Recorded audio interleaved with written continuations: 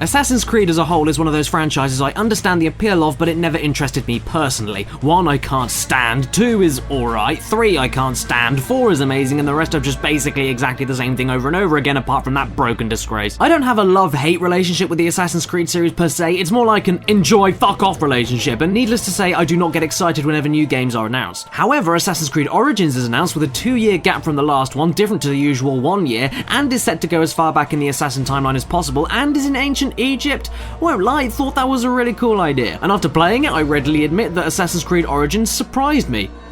But I'm also disappointed to say it didn't surprise me at all. Hence the confusing title of this video. Don't think too hard about it, I don't even know if it makes sense myself. This video is not a review and there will be no score of the game. I've only played this game for about 15 hours or so, and honestly my backlog for reviews is huge enough as it is, but I think I've got enough of an idea where Origins is going. So instead I thought I'd just talk to you about the game so far, what I liked, and a particular warning about the future of games like this. This is impressions really, and seriously a full-on review wouldn't happen for months anyway because this game is fucking massive, man. As a video game, Origins surprised me for 10 years of Assassin's Creed. I mean, it's the same old shit coming out of a different anus, but it's still satisfying, rewarding, highly explorative, and progressive. It is just the same game. And if you want that from Assassin's Creed, that's great, but I'm getting a little bit bored of it now myself, which is why this game surprised me with how it managed to keep me playing when Syndicate totally lost me after a few hours. The main difference here is with control, which in my opinion are the best the series has ever had. It only took 10 years, good job guys. Holding a sprint button that's also the same button as climb, and therefore running up and down on climbable walls trying to escape from guards, is no longer an issue now that you can just run by default everywhere. It feels so much slicker and faster than any main series game before it, and it's easier than ever to sprint from one place to the next, assassinating people and free running away with zero clashing of inputs and commands. And the combat I personally much preferred as well, with better locking on, strafing, dodging, and light and heavy combo stringing.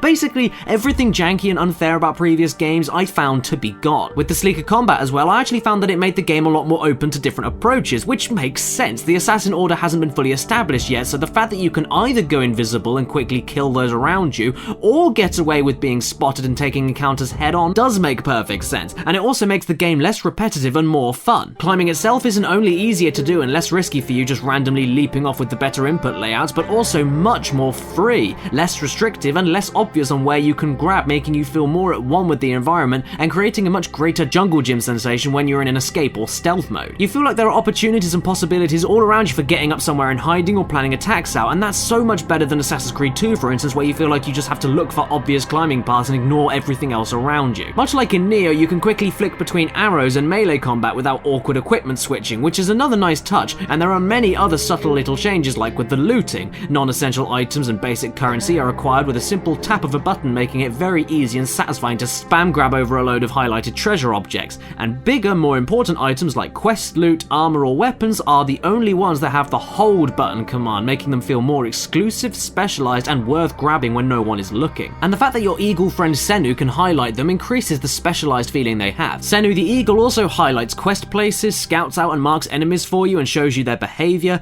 details important shipments of crafting materials, and can be upgraded to harass enemies that you choose. Another upgrade I really loved was controlling precision arrows in mid-air, which opened itself up to many precious seconds of tense wind-up and gratifying payoff multiple times, and I used it over and over again because the sensation just never got stale. And I loved picking between disassembling things for crafting or selling them, and I liked avenging people through the online feature, when you can kill the very people who assassinated another player in another game and get loads of good rewards for it. It's these little additions of refined or brand new small mechanics that mix into the AC formula extremely well that surprised me, considering how much AC has done exactly the same for years now and still selling millions of copies, and that's why I had a much greater interest to keep playing here. I know this isn't a review or anything, but I am still playing this game. Even the map, where still gigantic, is not a headache to observe in the menus and filled with hundreds of icons. Everything is a lot easier to process, and since the world itself is much more interesting to explore by focusing more on quality over quantity, the side quests and optional content feel less like a chore and more like a part of the experience. Whether they are interesting enough for you to actually do though is another matter, that's personal opinion I suppose. Even the fact that you don't assassinate people but knock them out in the early game is hilarious. Kicking people in the nuts and watching them roll around unable to do anything is brilliant, along with kicking sleeping guards in the face,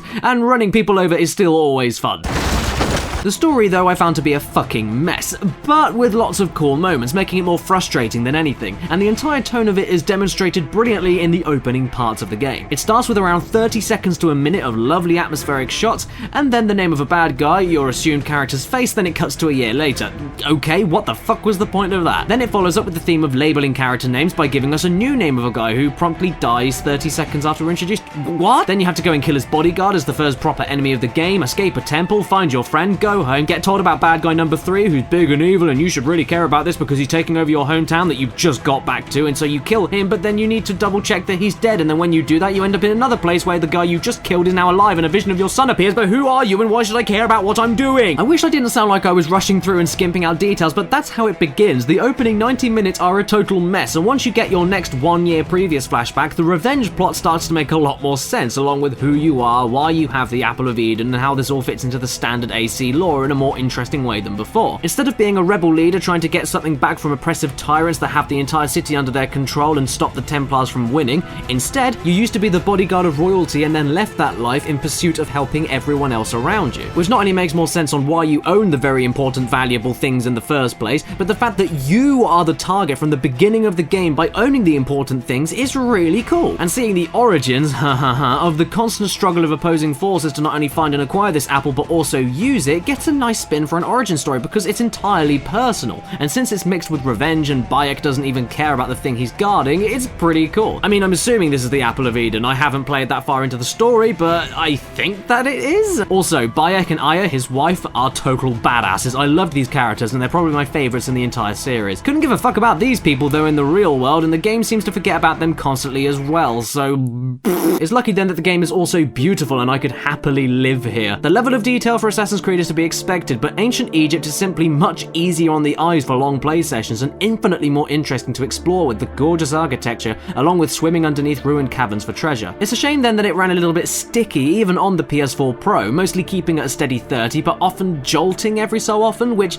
I know the game is huge and everything, but I still do not get how if MGS5 can do 60 FPS perfectly on the original PS4, why this game couldn't at least keep 30 perfectly consistent as well. And this isn't the only disappointing revelation that unfortunately didn't surprise me. For as much as the game itself caught me off guard with its sleek and spicy gameplay additions, it wasn't enough to mask the fact that an extra year of development time hasn't stopped the publishers from exploiting their own fucking fans. And after such a promising but messy 15 plus hours, I really didn't want to have this be here, yet here we are. They couldn't just have a good thing left to be a good thing and instead built the game around additional fucking microtransactions. I know Jim Sterling fights the battle of these things all the time and I can't do it as well as him, but if I can increase the reach of the radar then I definitely will. After paying full price for this game alone and still being told I didn't have the full experience with bonus missions and such by paying more, the inclusion of more good things being locked out behind cash are fucking atrocious. And if it doesn't affect you, great, it doesn't affect me either, but the point is, as soon as you start adding this shit in, the game developers then have to start crafting the game not around how you progress and how your skill is rewarded through the game, but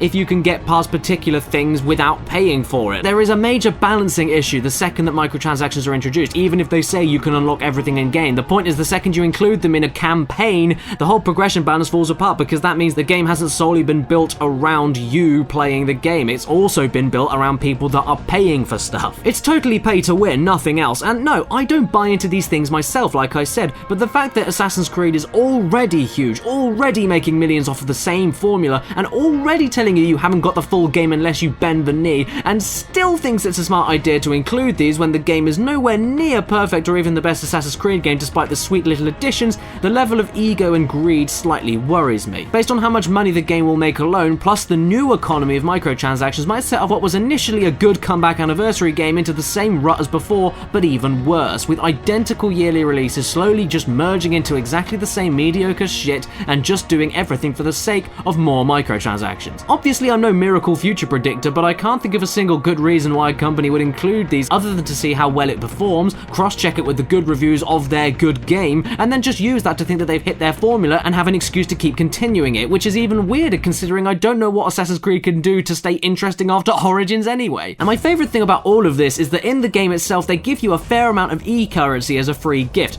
but not quite enough for anything decent, tempting you to spend just a tiny little extra amount that adds up to piles of cash if millions of players decide to do it, making every player feel like it's no big deal, kids and adults alike, like, because let's be honest, the publishers know their audience and effectively winning the psychological monetary battle. But when all's said and done, I think it's the fact that their inclusion alongside the iffy performance and such do not surprise me that's the most sad thing of all. It's the attitude of, yeah, we made an alright game, but let's make more money off of it because our audience will buy anything, right? And then only have around 70% commitment to improving the rest of the game itself that's sad. And it's sad for me to say that this is a good game, but then have to spend a chunk of this video explaining the issues with a popular series overbloating instead of just saying where the game itself can actually improve. You know, the thing I fucking bought. Maybe this will be the way a lot of reviews will pan out in the future, I don't know, but it's a warning either way, because if a franchise as monstrous as Assassin's Creed tries to get away with it and it somehow works, I wouldn't be surprised to see it rub off and have every game lock vital things away for more cash. And it's great that players are now starting to not take the shit of these companies anymore, because if they can work out how long it takes for them to get what they want out of the game they paid for, I don't even know what to say. Never brush any of these microtransactions off, people, because that's what these guys want you to do. But yeah, that's how I felt about Assassin's Creed Origins for now. I didn't want to end the video being apocalyptic or anything, but I honestly couldn't think of anything more appropriate in this time. I recommend Assassin's Creed Origins, especially if you're a fan and couldn't decide to play it. It's got issues and it's very samey, but it's a good time. I just wish, as a reviewer, that I could say that alone without also saying that you should watch your backs as a consumer and not let the big companies fuck you in the arse. I shouldn't have to say that, but there we are. This is the world we live in. If it's your birthday today while watching this video, happy frickin' birthday to you, and please remember to stay beautiful.